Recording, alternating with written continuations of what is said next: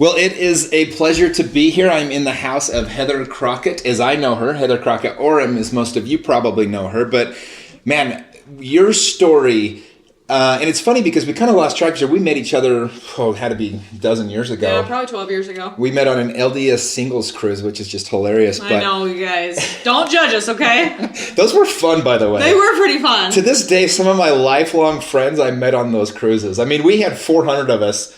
I think it was 400 sober, horny 20-year-olds. No, bless it's amazing. Bless all of our hearts. Huh? We were bless all of us. But it's funny because I started kind of seeing your story a couple of months back. We ran into each other at a restaurant, and you have had a huge influence recently, the last couple of years, through sharing your stories. And it's funny because you've built a giant following now. You have your Instagram is over 100,000 people, but the reason why I mention that is because you hear all the time the word influencer, right? It's like, she's an influencer, he's an influencer. And you're like, well, who the hell are they influencing? I know, right?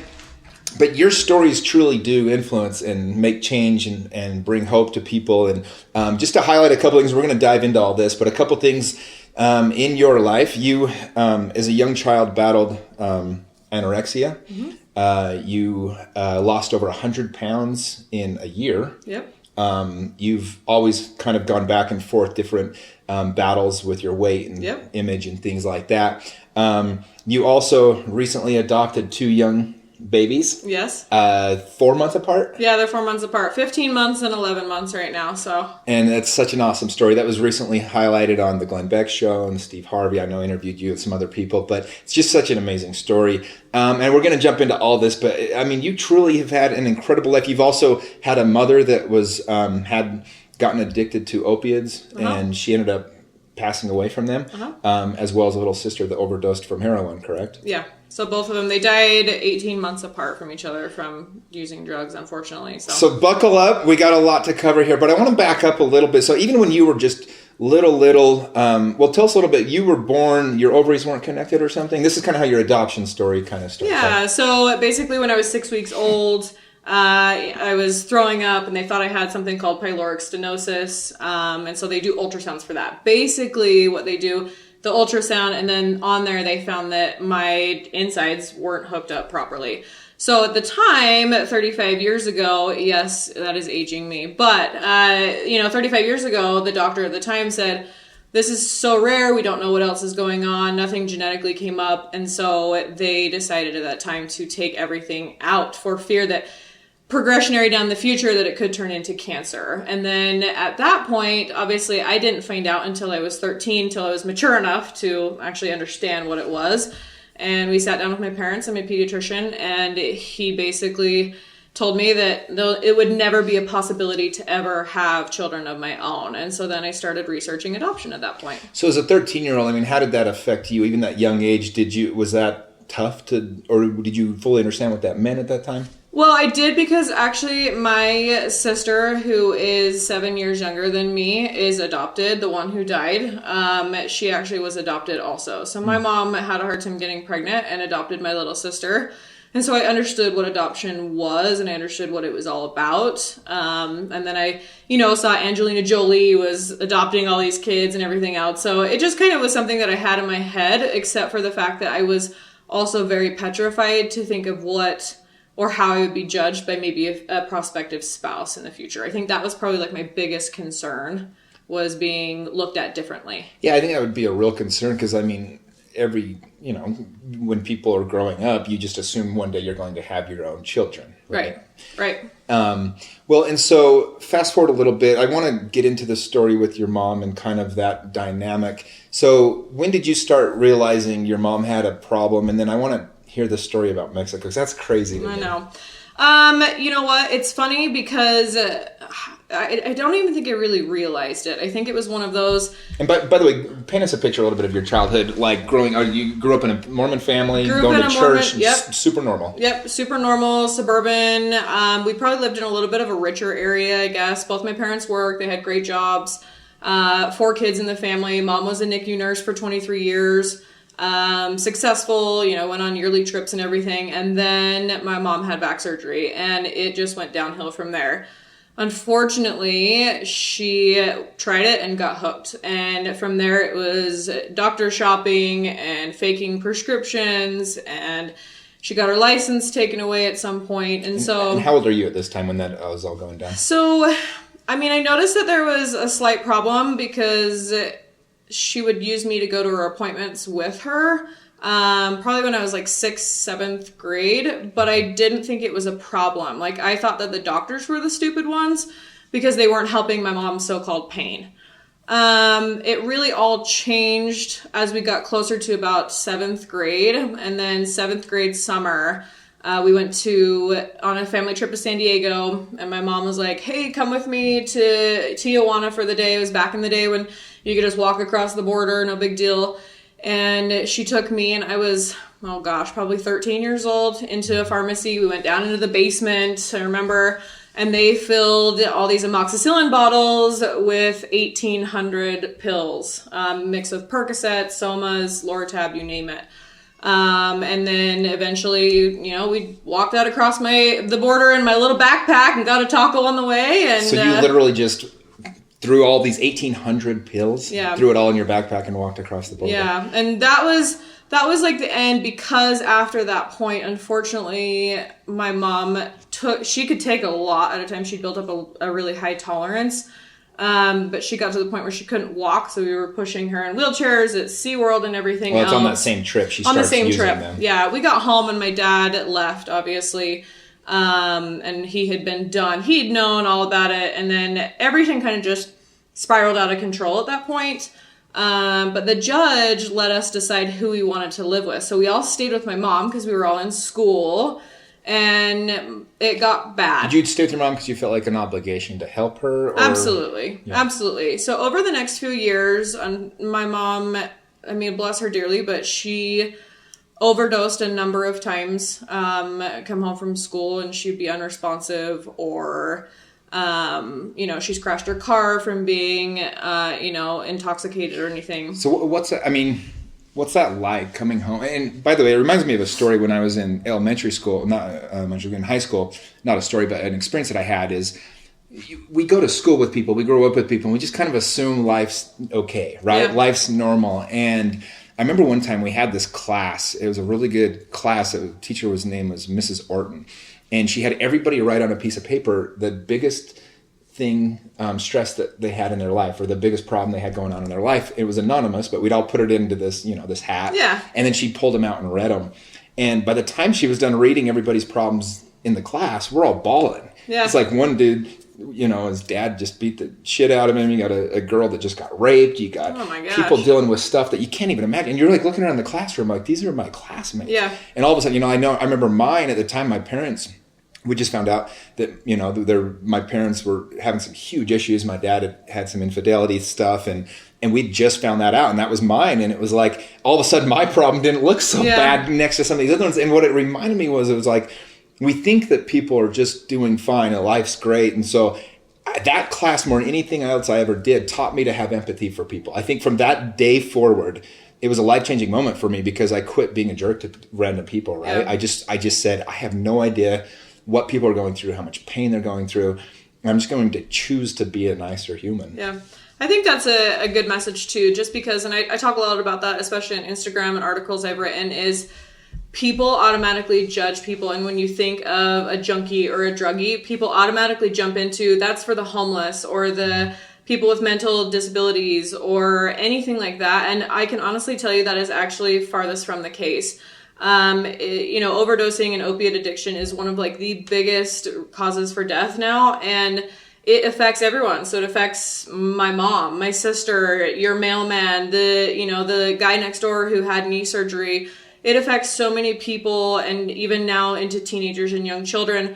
And so I just really encourage people, because it has such a negative connotation, that next time you think about somebody who's just a druggie or anything like that, like that's somebody's loved one, and they have memories of them, and nobody wants to be a drug addict. Nobody asks to be a drug addict, and every drug addict wishes that they weren't in that situation. It changes people. It changes who they are. It changes the way they act, the friends that they make, the decisions that they make, and unfortunately, it's not the same anymore.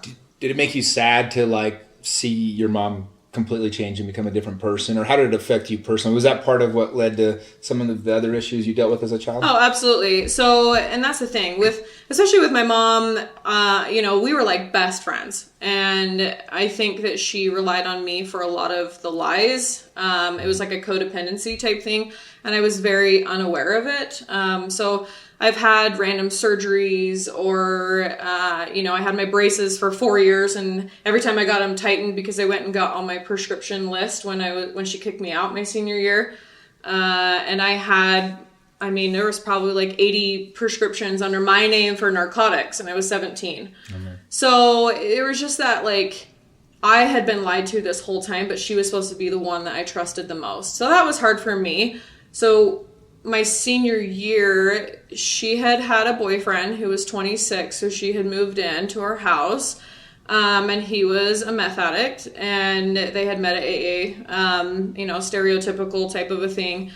And he was in rehab, and she was in the psych ward for trying to kill herself again by overdosing. And they were getting out the same day, and I told her that she couldn't let him come back. And she basically then told me that she never wanted to see me again, and I better pack my stuff and move. So she had actually called my dad. This is when you were a senior in high school? Yeah, so okay. October 11th of 2001, my dad came down, and it was probably 4:30 in the afternoon, and some of my best friends were there, and they helped me pack all my stuff into black bags, and I never went back home. So how did it affect your relationship with your dad when you chose to live with your mom, and how did that change over the next few years then? It was hard because, of course, with my mom, she painted my dad to be a really bad guy, and then realizing later that he is actually like the jewel of the earth. So I think that was hard for me. Was we had a really horrible relationship at the time, and so for me, and he was remarried with 2 kids. They had a kid together, so he had a whole new life and a whole new family. And I was the one having to, because my brother was on a LDS mission at the time, and I was the one, I felt like having to take care of my 2 younger sisters who were 11 and 12 at the time, and my mom would go missing for a few days, and so I had to grow up really fast. And then once she kicked me out, I felt relief, but also this, like, my life was spinning out of control, like complete out of control. And I lived in like a basement room with a 1-year-old and these kids and a stepmom that I didn't even know. And she's only 9 years older than me. And so that was also hard too, was like, we were friends, but I was also having a hard time with my own mom. So where could I turn to? You know what I mean? Mm-hmm. So I graduated. I actually ended up doing packets and graduated a month and a half later from high school. So I graduated a semester early. And I applied for college at the same time. So I was actually in high school and college at the U, taking 17 credits my first semester, starting that January. So with so much chaos going on around you, what do you felt like helped you keep your own anchor, I guess, or keep you balanced during that time? I don't even know if I honestly don't even know if I really was holding it all together, but I can honestly tell you that there is power in friendship and power in your friends' parents too. I would not be where I am today without like my best friends. Especially growing up, like it's vital. If you have bad friends or bad influences, you're going to end up doing maybe things that replicate what they're doing at the time. So I was very lucky if I was taken in as like a child to a lot of my friends' families. And they were all good influences. And they were there for me emotionally and very supportive as far as that goes. Did I have my shit together? I mean, I don't know. Does anybody at that point? No. No. But then it got worse. And I think that's when, especially when I moved into my dad's house, is when I felt like my life was completely out of control because everything I had known was no longer there. And that is what sparked the anorexia. So let's get into that a little bit, because you battled weight issues your whole childhood, right? Right. And so did you always did you have the self-image issues? Did that affect you as a child, or at what age did that become a problem? And then And then I know in your article that you wrote, you said that the anorexia was much worse. You felt much worse about yourself 100%. during those times because you lost a lot of weight really fast. Yeah. So take us through that journey a little bit. So basically, I grew up like the chubby fat kid, super nerdy, obviously, and I know that I used a lot of eating to deal with emotions, as some of us do. So I was like the awkward chubby kid growing up. And then obviously I got heavier as time went on and everything else. And then what happened was, and I had tried everything. I mean, you name it. Like I did fen and fat camp and I mean, you name it. I tried it all. You literally went to fat camp and everything? Yeah, it was the worst experience of my life. I will never, ever do any of that for my kid. Don't do that to your kids. No, it was me and my siblings growing up. I mean, we blame little Debbie, you know. Yeah. I was a husky little kid, too. You know? Well, and it affects you, for sure. It totally does. So when I moved in with my dad at that point, because anorexia and bulimia is about control. And one of the only things you can control in your life is what you put into your mouth. And so at that point, like I could have gone one of two ways. I could have been on, my 600-pound life, or I don't know what sparked it into me, but it was almost like a revenge body type of a thing, or taking control of some aspect of my life because everything else was out of control. And then at that point I got a gym membership with my stepmom and my dad. We started going to the gym all the time, and then I started researching like what's calories and what's this and what's that, and it spiraled really out of control really fast. And so within an 8-month period of time in 2002, I lost 100 pounds, and I was at the point of eating 1 orange a day and working out about 3 hours a day. So during that time, did people know you were anorexic, or did they just think you were getting into really good shape, or what was going on there? I mean, if they did, they didn't say anything about it. That's the thing. And so I definitely was losing weight super fast, but I still wore kind of like baggier clothes as far as that goes. I mean, people at the gym obviously could tell, but I was still self-conscious, so I still you get that body dysmorphia, so I still looked in the mirror and thought that I looked fat. So I covered up mirrors, and you cover up the reflection in your TV. And I honestly can say that I hated myself more when I was going through the anorexia and bulimia than I have ever in my whole life. Like I had a worse self-image because you count every calorie, and even if you drink too much water for the day, it affects you. So, well, and so people listening, I mean, if people know somebody that, is going through having bulimia, is bulimic or is anorexic right now, having gone through that, do you wish somebody would have been able to step in and help you, and what do you recommend to other people? Absolutely. And you have to tread lightly, because unfortunately when you're in that stage, you want to hear you're too skinny. It's a double-edged sword. So people are going to say it in almost like in a negative way, like, hey, you're a little too skinny, but at the same time, like in your mind, that's what you actually want to hear, because you're proving it to them. Like, oh my gosh, guess what? I'm super bony right now, and so that's the hard thing is you need to make it more about being healthy and talking about arrhythmias, because my hair was falling out, my skin was super dry, like, and I was passing out, and there was just so many things that accumulated with that, and 100%. People need to get people into counseling, and it's a supportive thing, and understanding that it ends up being like an addiction. It totally, totally does. So how long did you have the eating disorders before you got some help? So it was probably, 8 months at that point was when I lost all that weight. And then I ended up passing out on the stairs, and kind of told my dad and everything about it, because I was a closet eater in the nighttime. And we kind of talked about it. And then we talked about enrolling me into counseling, and so I went to counseling. I think everybody should go to counseling. Everyone should, no matter what. I definitely agree. At least have some kind of life coach or mentor or counselor, somebody that's qualified and that has gotten the education to help you deal through problems. Absolutely. And so at that point, went to counseling and started revamping, diet and everything. But I was still skinny through that. And then I moved away to nursing school, to college. And it was bad. I mean, it waxed and waned pretty much. There was a turning point in college. I went to the health center, and they make you do this health assessment. And there was a student there who basically you have to write down what you eat for the day and be a healthy student or something. And she's like, if you continue eating this way, you're going to start gaining weight and gain the freshman 15.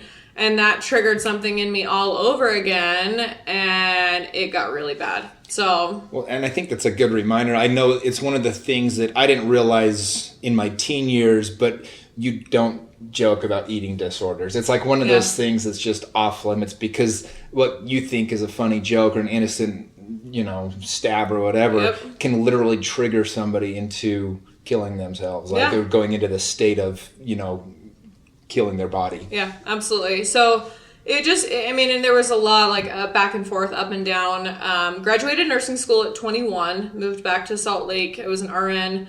Working in the pediatric emergency department, living with my best friends. That's when we met, traveling the world and everything else. I ate a lot better. I think it was just on a strict, eating schedule. I knew exactly what I could and couldn't eat. Maintained a healthy weight at that point. Still had body dysmorphia, which didn't ever go away. And then over the years, I ended up moving a few years later as a travel nurse to San Diego, and then that triggered something because I was alone again. And then at that point, I gained weight back. And so it took probably a year, and it was probably 2009. So I'd kept it off from 2001 to 2009, and then I gained back 100 pounds in a year. Okay. And so was that, when you gained the weight back, how did that affect you emotionally and mentally? That's the hard thing is like I still saw myself as the same, unfortunately, because your mind is so skewed when you have an eating disorder of like anorexia.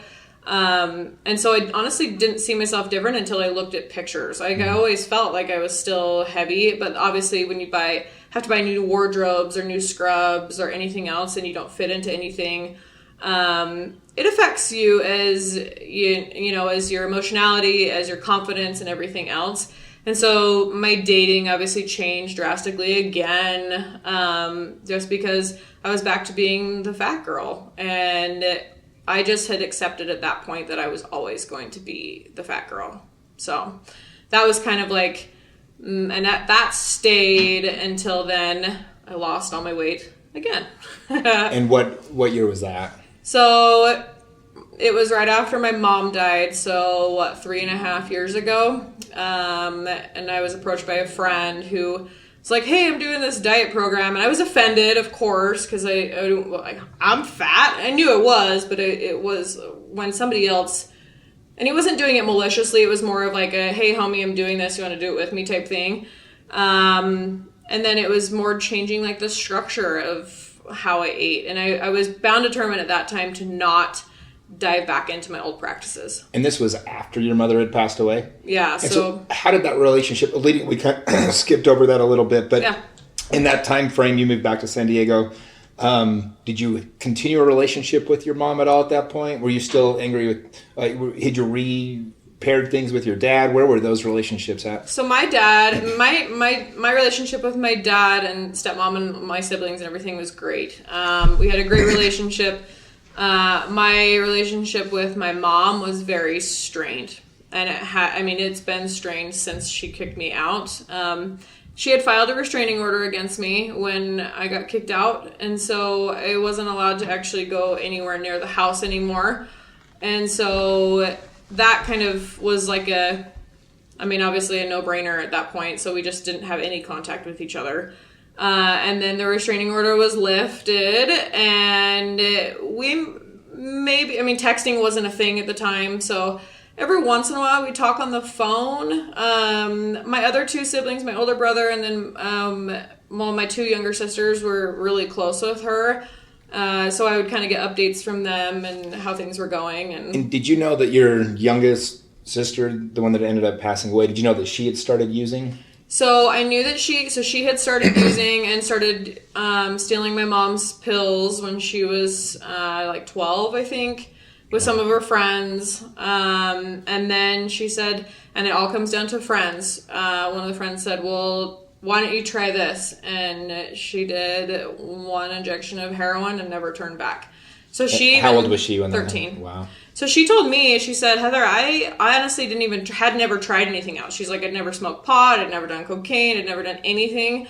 And I was like, well, you went straight for the hard stuff, didn't you? And she goes, yeah, it was the biggest mistake of my life. Like 100%, that is the biggest regret she ever had.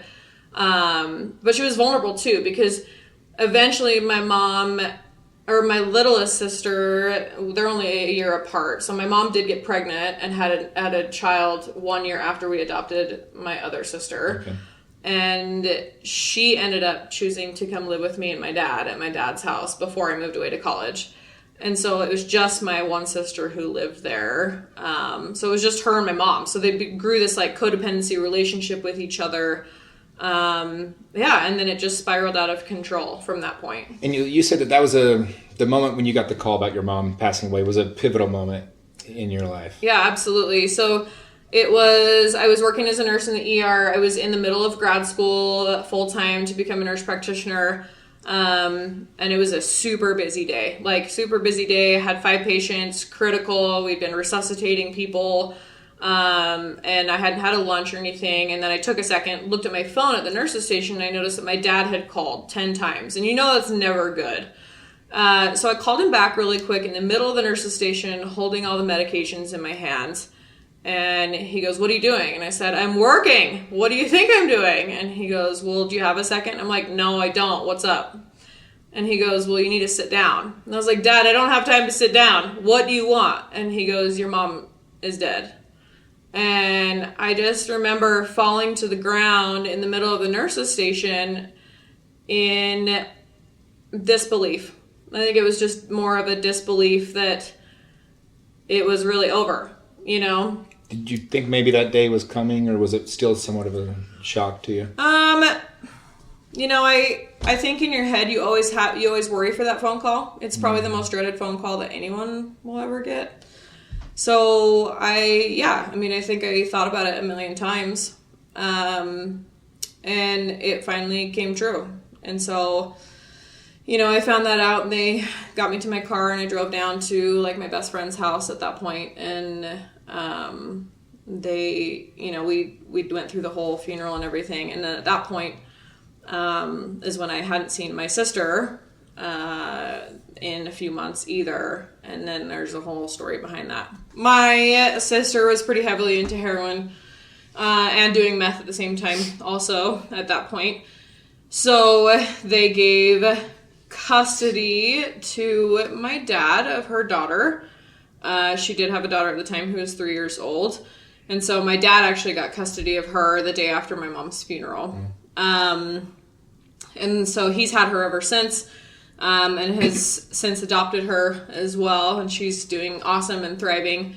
When my mom died, I actually got custody of my little brother. So I have a 14-year-old brother who was 10 at the time. And my mom had actually met a couple, and they were really good friends, and they weren't in the best spot. And so they actually adopted my little brother to my mom as a single mom at the time. My mom was in a way better place, during that time of her life.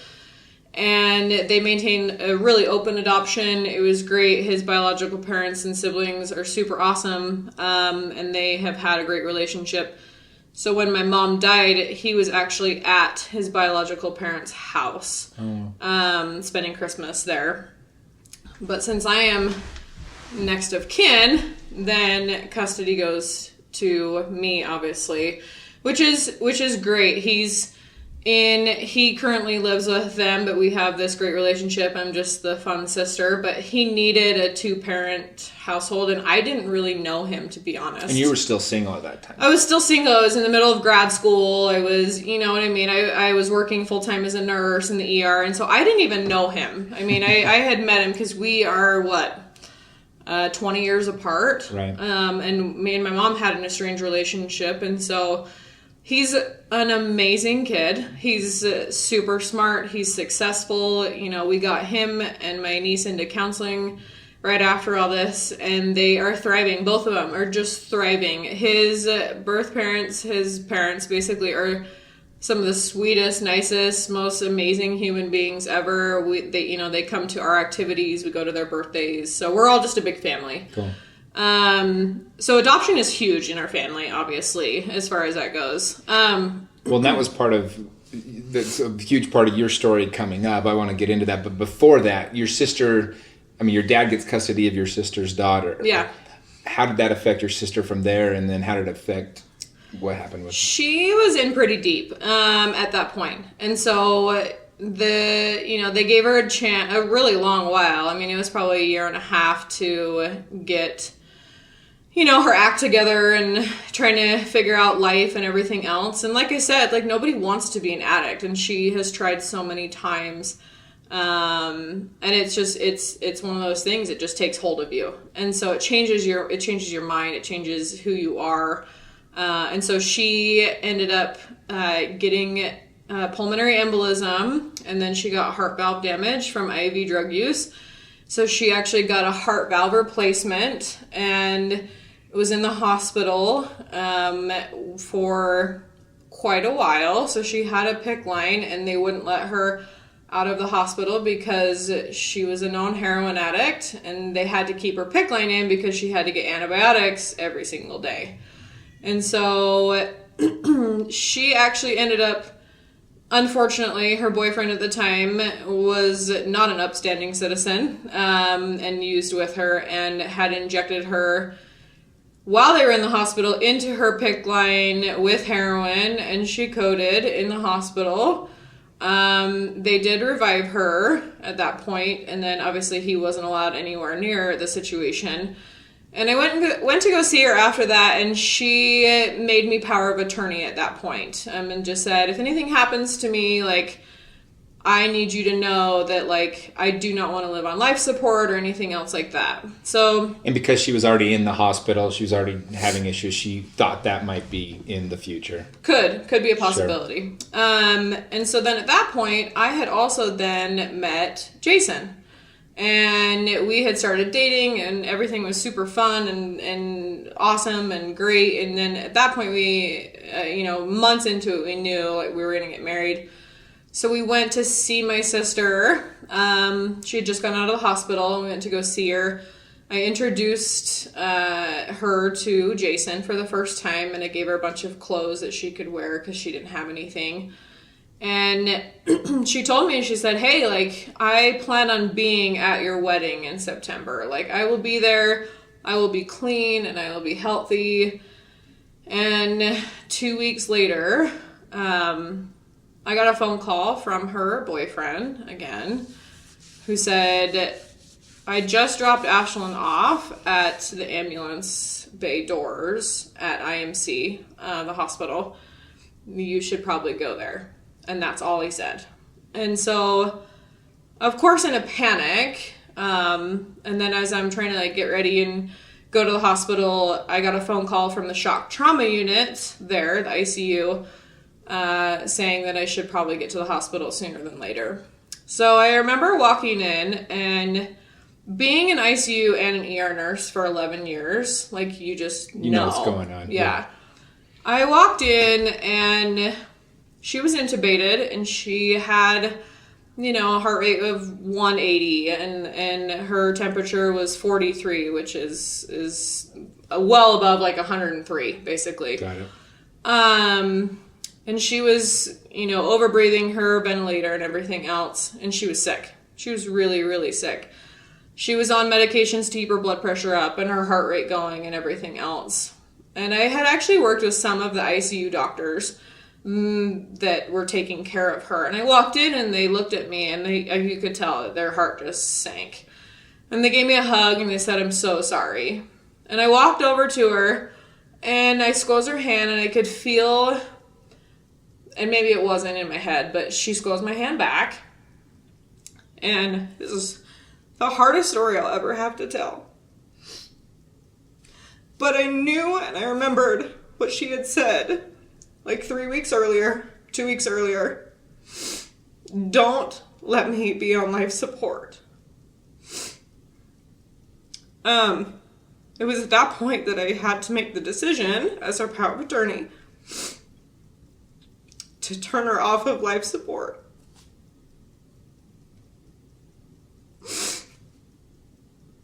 My family was out of town, so I FaceTimed them and told them that she wasn't going to make it. And it was me and Jason, and my best friend came, and her dad. And they took her off the ventilator and took all her drips off and gave her medications to make her comfortable. And we stood there and I watched her die.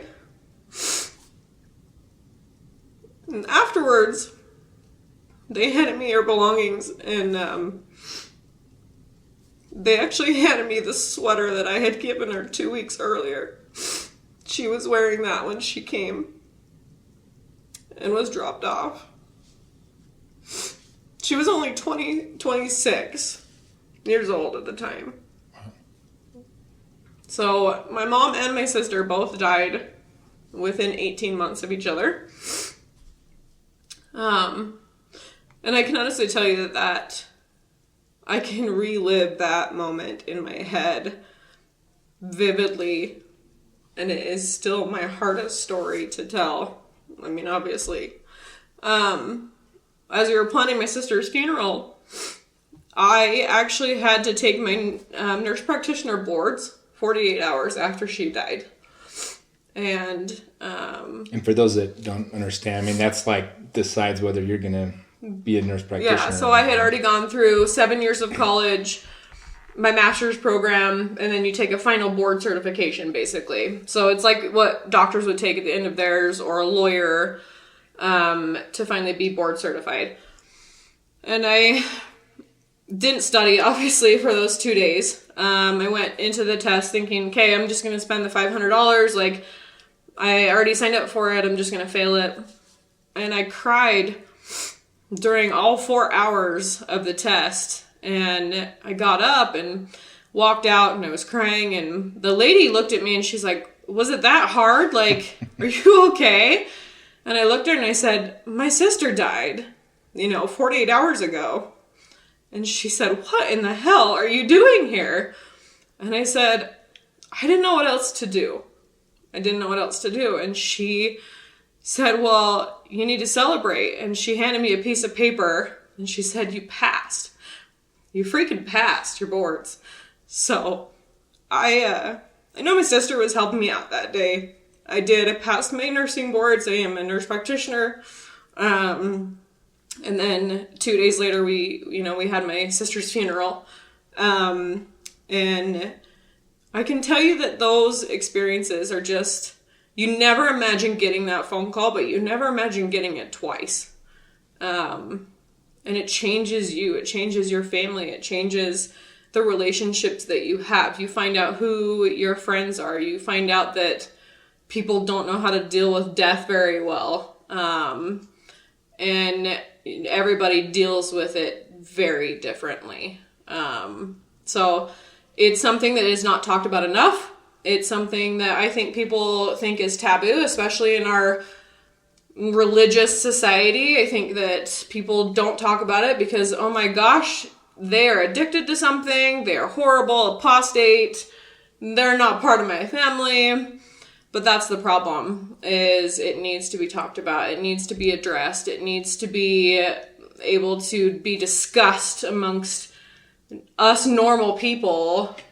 Well, I think there's a lot of power in your story because having been so close to it, right? And you see that there really is not this, we think that there's this huge shame behind somebody that's an addict or something like that. They feel it, right? And so there's nowhere to turn to help, or you just are very hesitant to reach out to people that, like you said, they want help. They need help.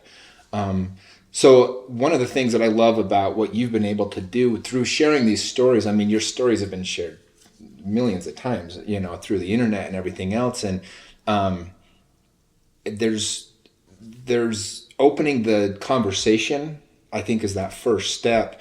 And so people listening to this, hopefully what they take away from your story is to understand, like, all right, look, if there's people that, are suffering from these things, like, having been as close to it as you have, you want to open those dialogues, open those conversations, and help them get the help. Because some people, like you said, especially heroin at 13 years old, it's like you can judge that girl all you want. Yeah.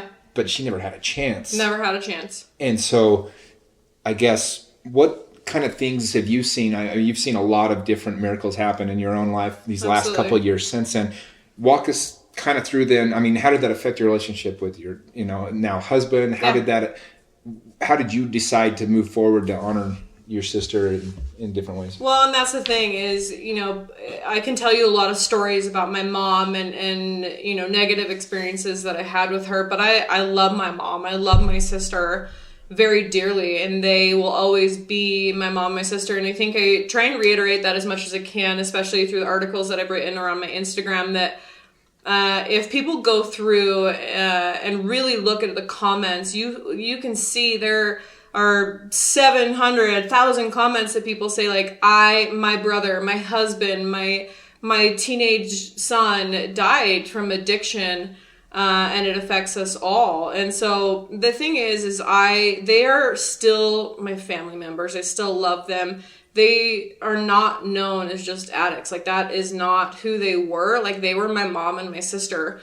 And so it's funny because I still see them in public. I know that sounds weird and kind of creepy if you don't understand it, but I see them in public. I'll see my mom's spiky hair on some random lady, and just for a split second, I'll be like, Mom, oh, yeah, and then a lady turns around, and it's a dude or something. I don't know, but it's just something as a reminder always that they're in your life. And that, I think, what also ends up, there's a huge part of it also that rolls into our adoption story that has a lot to do with my mom and my sister. Let's kind of get into that a little bit. I just this last week read your story that Glenn Beck shared on his show, and that is your adoption story. And I think I want to know how it all tied in for you and how you got to this amazing place where, I don't want to ruin the story. No, you're good. You're good. So I met Jason. He actually had already had 2 children previously. So we have an 11 and 7-year-old, and I'm their bonus mom.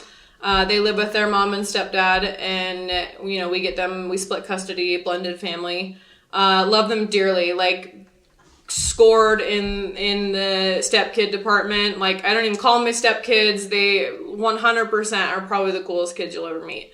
Love them to death. And so, but I before me and Jason got engaged, I sat him down and I said to him, I have to tell you the biggest secret of my life. Like, and I was petrified. Like, I was shaking in my boots, like, absolutely petrified to tell him this because nobody knew except for my best friends and my parents. Even my relatives, like, anything like that. And so I sat down and I said, I've got to tell you something. And he actually told me, he's like, I thought you were breaking up with me. And I said, I love you dearly. I said, but I want you to know, and I'm okay if you're not okay with it. I understand.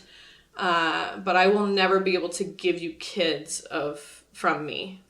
And I was crying and sobbing and everything else. And he looked across to me and he grabbed my face and he said, it doesn't matter to me. He said, I love you.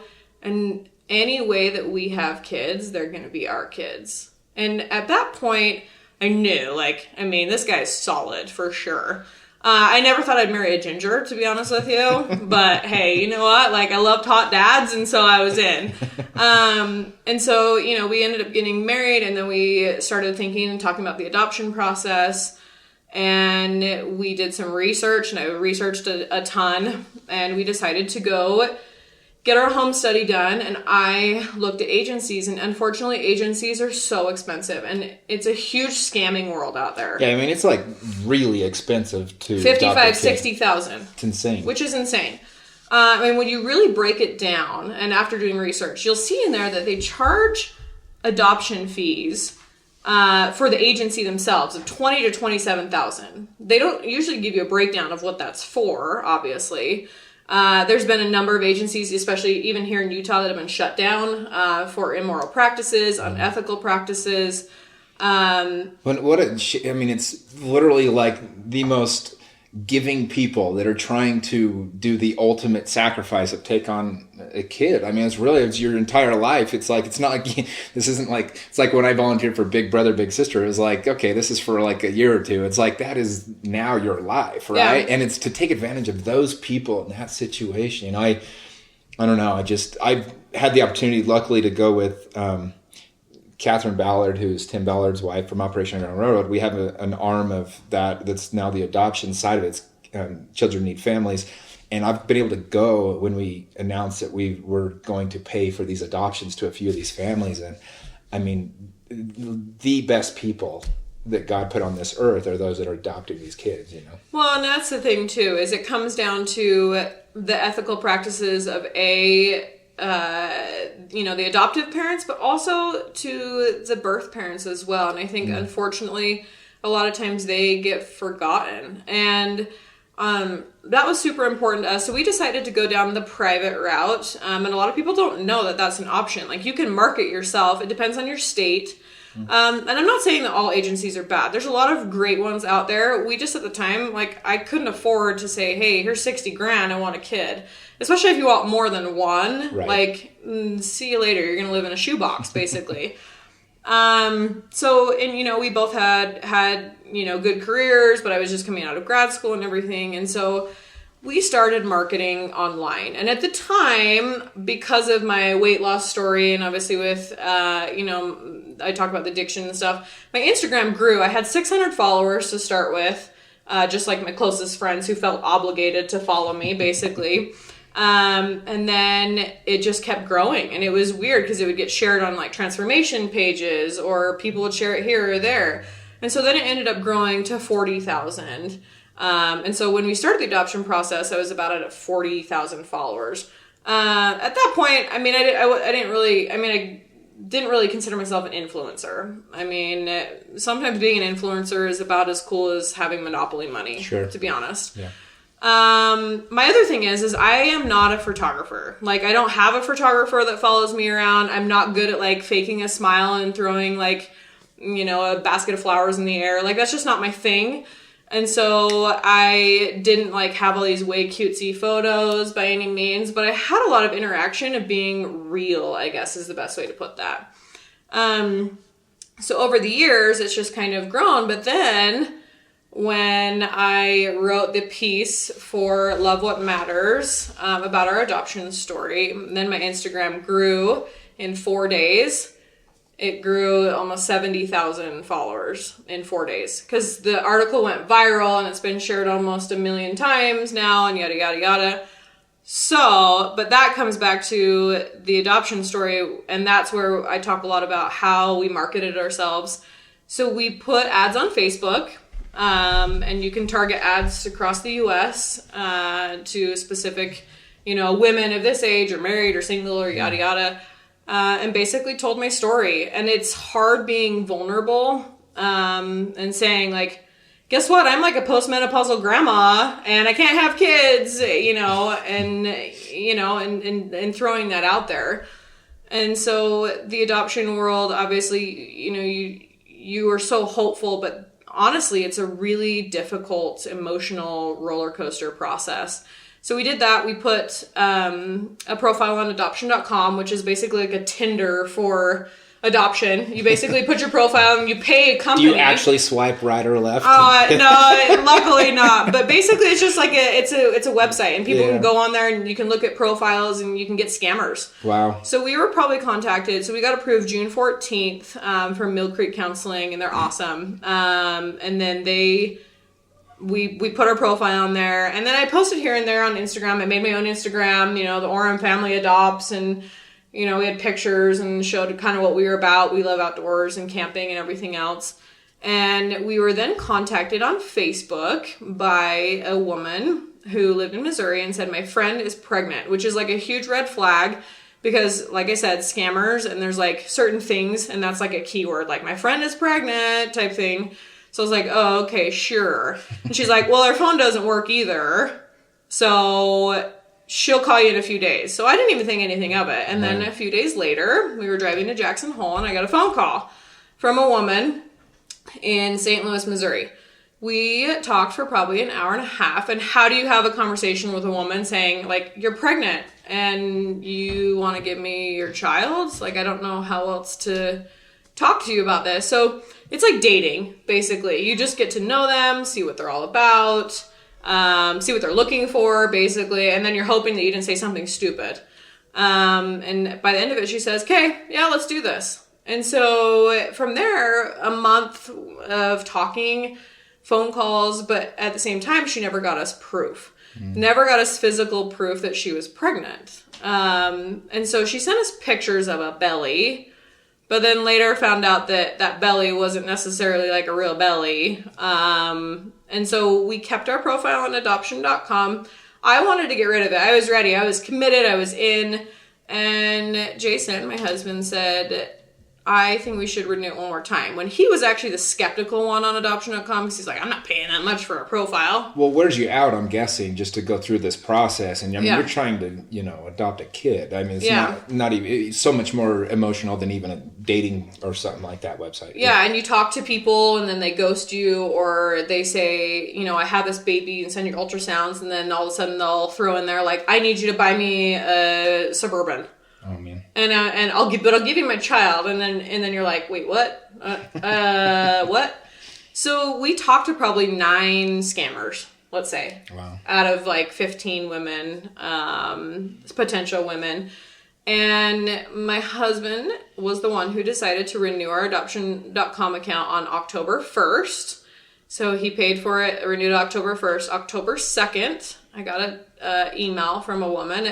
It was midnight. And it woke me up. It was the weirdest email. It was like, time is of the essence. I can only text 160 characters on my dinosaur phone. I'm in Utah. Would love to meet you. So I was like, read this. Like, this is kind of odd. And I text her the next morning and I was like, hey, you emailed me. Never heard a word. So I was like, delete it. Fine, whatever. 4 days later on a Friday, she texted me back and said, hey, like, I'm in Santa Quin. I'd love to meet you. And we met on a Sunday in a diner, down in Provo, and 30 minutes went by and she never showed up. So I was like, great, we got stood up, like, I'm over this. This does sound a lot like dating. Yeah, it freaking sucks. You get stood up, She probably walked in, was like, I'm out of here, So I was ready to order, and then she walked in, and she was very pregnant with her mom. And she walked over, and we gave each other a hug, and you're sitting across from somebody, and people are eating waffles next to you, and you're like, what do I say? And she was awesome. Loved her. She presented us with ultrasound photos, and then the baby started kicking, and she said, well, do you want to feel him? And I was like, is this awkward? Like, I'm feeling a lady's belly. I just met her 3 minutes ago, but I did, and I felt, he was super excited. I don't know if it's because he was high on syrup or whatever, but, and then by the end of it, she says, well, what do you guys think? And I was like, panic, like, So I told her, I said, I don't want to sway your opinion. I want you to make the decision, because I don't want to tell you what we think and then have you feel obligated to say yes. And then she goes, oh, I already know. She said, I've been watching your profile for months, but I chose another family in Seattle, but then they said that their idea of an open adoption is let the kid decide when he's 18 if they want to contact him. And she's like, I don't want that. And you guys said you want open adoption to, like, see each other occasionally or have texts or whatever and pictures, which I think is super important. Well, and you'd seen that be successful with your own family. Yeah, absolutely. And it's just proven, statistically proven, it's better for the child involved, it's better for, the adoptive parents, the birth parents, everything else. So she then asked us and said, will you adopt my baby and love him forever? And cue the sobbing, crying, ugly face, crying. Me and Jason held each other and we both looked at each other and we knew. And we said, yeah.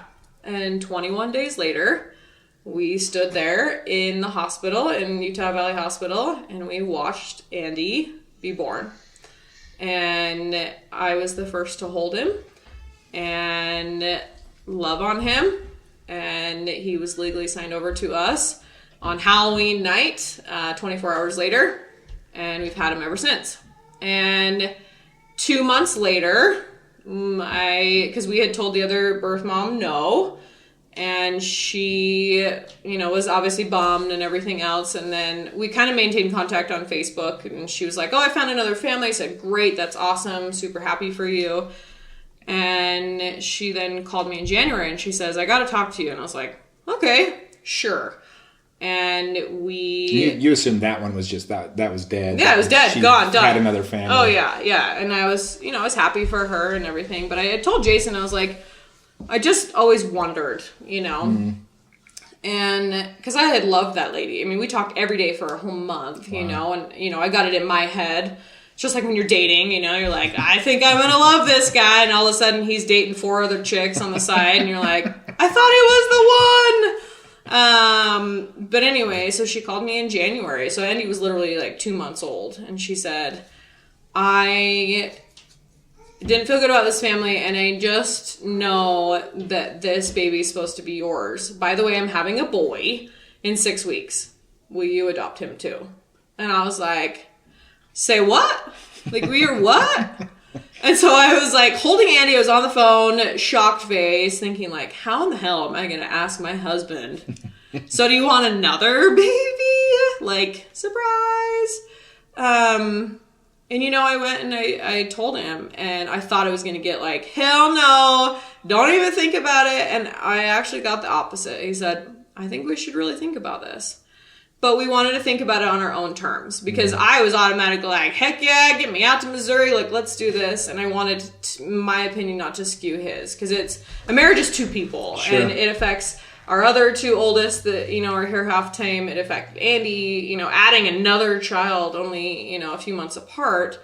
So 3 weeks went by, and we were sitting in the Walgreens parking lot, and I looked over at him and I said, we got to make a decision. This baby's due in 3 weeks. And he goes, well, let's weigh like pros and cons and yada yada. And I said, well, we've always wanted to adopt at least one more, if not a couple. And I said, this lady has come back around to us. And then we kind of calculated back to 9 months. So when she had originally called us, she was only 8 to 10 weeks pregnant at the time. And which is shocking to me. Yeah, and where was that baby going to go in 3 weeks, basically? So we committed. But we knew there was a possibility it could still be a scam, because we'd never seen her. We'd seen pictures and on Facebook and everything else, but they were, completely different society, different culture, different race. You name it. Everything was completely different. But we fell in love with this lady, and we bought plane tickets, and our lawyer here in Utah, who's absolutely amazing, found us a lawyer in where she lived, and we specifically hired our birth moms, their own lawyer and their own social worker, so there was no bias. So it wasn't just like our lawyers pressuring her or anything else. Like, they had their own representation, so they were fully educated. We paid for post-placement counseling for the birth moms as well, so that way they had that opportunity to talk with social workers before and afterwards, so they could really talk about their options and if adoption was still going to be the right thing for them. Because like I said, I think unfortunately a lot of times birth moms get forgotten. Like, hey, I got your baby, thanks a lot, peace out. So we flew out to Missouri with Andy, and we showed up at Olive Garden in the middle of St. Louis, and they walked in, her and her 3 children, the night before Ellis was born, and we just felt like family. We bonded over chicken Alfredo, and it was like family. The kids rode with us in the car to go get treats at the gas station, and they loved Andy and everything else. The next day we went in, and she was induced, and Ellis was born at 10 o'clock at night, and my husband Jason got to cut his cord, and it was just us 3 in the room. It's the first cord that my husband ever got to cut, because of his first 2 were C-section, and then Andy, obviously his birth dad was there to cut it, so this was special for Jason too, and I was the first one to hold Ellis as well. both of the times we actually got to stay in the hospital, which is rare, to watch your babies be born, which we did with both. B, to have them stay in your room with you overnight, which was at the request of both birth parents. And so Ellis stayed with us that night. The next morning, I got a phone call, however, from her social worker, who said that she had requested that she wanted to spend the day alone with Ellis, and that we needed to leave. And I was devastated because I had just spent the whole night loving on this sweet, sweet baby. Sure. And I put on a happy fake face because I was trying to hold back my tears. And we took Ellis and wheeled him over to a room, and I kissed him, and I didn't know if I would ever see him again. And the thing is at that point, because in Missouri, they have a 48-hour hold period where they're not allowed to sign papers because they want them to make an educated decision. Gotcha. And if she would have decided that that was best for her to keep Ellis, then that's great, and that's totally her decision. Would I have been heartbroken? Absolutely. But would I have been more heartbroken if she felt like she made the wrong decision? Yeah. For sure. For sure. So we left. I felt numb. I was devastated. But I had Andy, so I felt like, you know what? Like, I'm going to be okay. Like, it's going to be fine. That whole day, we went, my sister and her wife, Megan, which is the one younger than Ashlyn that had died, but Megan and her wife came down from Chicago to meet us to help out with Andy while we were in the hospital. And we went and got like Mexican food. And it was like 6 o'clock at night. And I finally got a phone call from her because she had been posting on Facebook, "Happy birthday, Ellis, you're finally here." And, all of her friends were, friends had come and visit, and she, was taking pictures with them. And I was like, oh, this is over. Like, for sure, she's loves him, bonded with him, and which was great. But then also at the same time, like, you're thinking in your head, like, there's no way she's going to be able to let that go.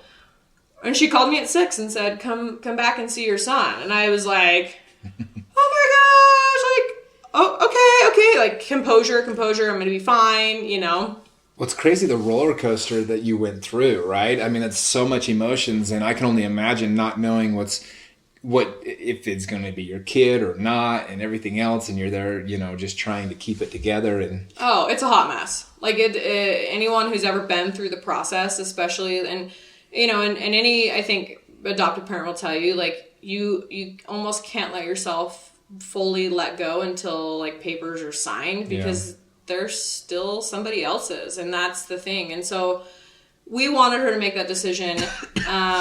She ended up getting discharged from the hospital, and they discharged him home with us with a temporary custody order because she wanted that.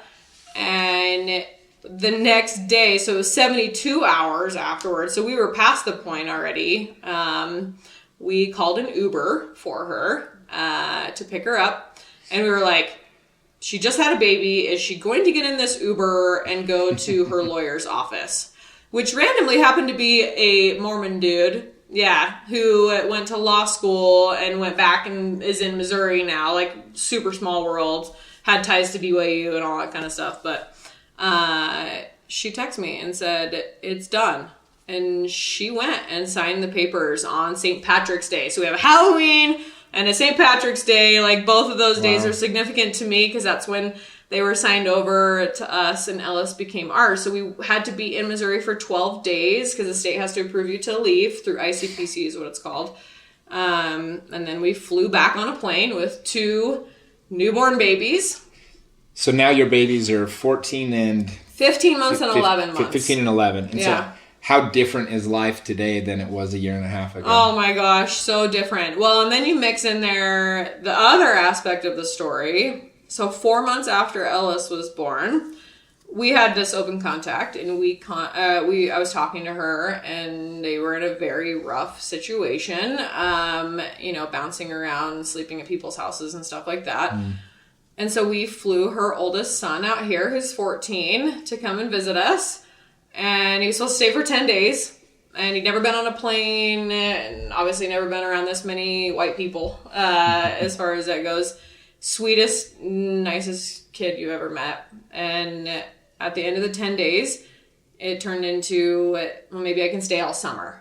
And so we're like, yeah, he can get to know Ellis. Like, we love having him. Our kids, our other 2 kids, we get them a lot for the summer. And so, at the end of summer, then his friends were trying out for football. And he'd never played like an organized sport before. And so he wanted to go watch him play. And he ended up talking to the coach. And the coach was like, you got to come play. And so you could see the wheels pondering in his head.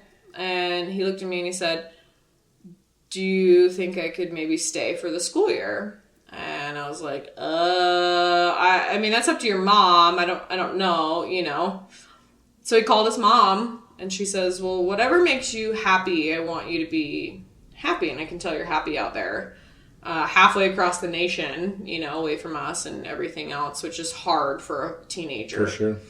And he tried out for the football team that night, never played, he played, rec here and there or whatever. And he made the top football team for 8th grade as a starter. And he was super fast, very talented, very teachable. And that was probably the biggest thing. So they made it to the playoffs. He started in middle school here. And we actually reconnected him with his his biological father. They'd been estranged for a few years. They got to talking, and over Christmas break, we flew him out to go visit his dad in Minnesota. And over a course of a few weeks, they had made the decision his dad wanted him to stay there. So it was very emotional, and it was hard for us to let him go, but we also knew that was better for him to be back with his family because he had 2 other siblings with his dad there as well. And they were getting along great. And so we had Sean left at that point. So that was how long ago? Last month. So only in January. Wow. So he lived with us for 7 months.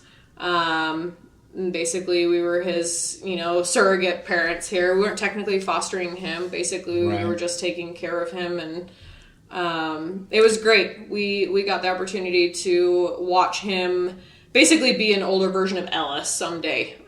They look exactly like each other. Really cool for him to have some time with his little brother as well. Yeah. Well, you made such a huge leap. It's so, it's just a really remarkable story. And we'll kind of wrap it up a little bit with this, but what advice would you give to a couple that has been considering whether or not they want to adopt? You've been in this a little over a year now. Oh, yeah. Yeah. Adoption is an amazing thing. I think it can be amazing. It can be emotional. It can be up and down. If done right, then it can be the best thing. I encourage everybody to really research out their options for their state, by law, and also research out financially what they can do as well. I talk a lot about it, like I said, on my Instagram, on how we went about the process and how other people can go about the process. But I think one of the biggest things is you got to make sure that you also take into consideration open adoption. And I think people are scared of that because they're like, oh, can they take the kid back, or are they going to overstep boundaries or anything else like that? And ours is beautiful. We've met up with Annie's birth parents already. We FaceTime with Ellis's birth parents, and it's just been awesome. But it's one of those things you have to go into that you are connected to those people forever and ever, 100%. Like, they gave us the greatest gifts that anyone could ever give, the most selfless sacrifice anybody could ever give, because at that time period in their life, they couldn't give them the life that they wanted for that child. And to entrust that to another family is huge. And that is something that will never be amiss in mine and Jason's lives, is to understand how grateful we are for both of our children, and how big of a sacrifice it was for both of their sets of birth parents as well. Well, I appreciate you sharing your story. It's going to be fun to watch, and to follow you on Instagram as these kids are growing up and being best friends. And just, it's a journey. I think what, people hearing your story are realizing, like, life is so full of emotion and change and difference. I think the real key, what you've done is learning to adapt and change and grow with it and go with whatever life gives you, and then it becomes this beautiful mess, right? Like life becomes this beautiful, but it's beautiful, right? And that's life, and it's being alive. And so I think that's why people, like you said, you're very relatable, and you are. And if you're not following Heather on Instagram, by the way, what is your Instagram handle? So it's Heather Crock. So Heather and then CROCK. You'll see me dancing in my moo-moo in the morning and a hot mess with zits on my face and, baby slobber all over me. But that's the real me. You're not going to get glammed up photos all the time. And I think that's what people want these days. I had the chance to listen and meet Rachel Hollis not too long ago, and I think that's what makes her so relatable. People like you and her that just, you're not afraid to just say, well, this is what life is. It's not always glamour, but at the same time, it is beautiful. So, well, thank you again. Absolutely. Thanks for having me. Such a pleasure. Good to catch up again. Awesome. Absolutely. Thanks, Heather. Yeah.